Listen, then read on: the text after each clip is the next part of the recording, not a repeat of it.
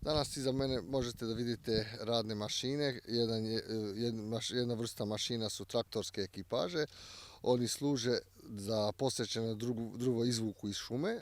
To posečeno drvo se prodaje drvoprerađivačima. To posečeno drvo se transportuje do stovarišta da bi to drvoprerađivači mogli da preuzmu kad kupe od nas.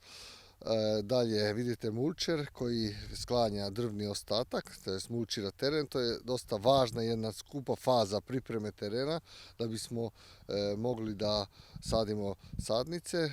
I vidite i bušač rupa koji buši rupe u koje možemo da stavljamo sadnice, odnosno vrši se i sađenje. Kao što vidite iza mene, sadnice od 2 godine se sade. Inače se tu sadi američka topola koja odgovara ovom staništu i inače to je ima pogrešna percepcija javnosti da američka topola, pošto je klonska, nije autohtona vrsta, nije toliko ekološka zdrava ili takve neke mišljenja ima, ali to nije tačno jer Institut za nizijsko šumarstvo u Novom Sadu je dokazao da je klonska topola optimalna za remedijaciju zemlje.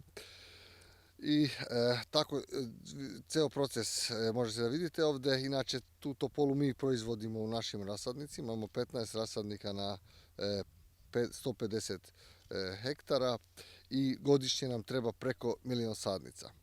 To je inače interesantan podatak, jer ako bismo hteli, uvek je pitanje u Vojvodini zašto nema šume. Zato što je Vojvodina poljoprivredna regija, takođe nemate ni šume puno ni u Holandiji ni u Danskoj, zato što se oni već vekovima bave poljoprivrednom. Ali teoretski, kad bi smo našli nove površine u Vojvodini, na primjer da dupliramo procenat šuma, na primjer 150.000 hektara da nađemo, to je jako teško jer cela Vojvodina ima 2,1 milion hektara, od toga 1,5 miliona hektara vam je poljoprivredno zemljište. Onda da bismo od tih 150.000 hektara samo 7.500 hektara pošumili, trebaju vam 4 miliona sadnica, a mi trenutno imamo 1.000.000. Znači, gde su sadnice, gde je prostor i još to treba neko da neguje. Znači, to bi trebalo da bude ozbiljan državni, nacionalan projekat, više decenijski da bismo postigli povećanje pošumljenosti u Vojvodini. Sa današnjim danom imamo 1.524 hektara pošumljeno, još 500 hektara je po planu.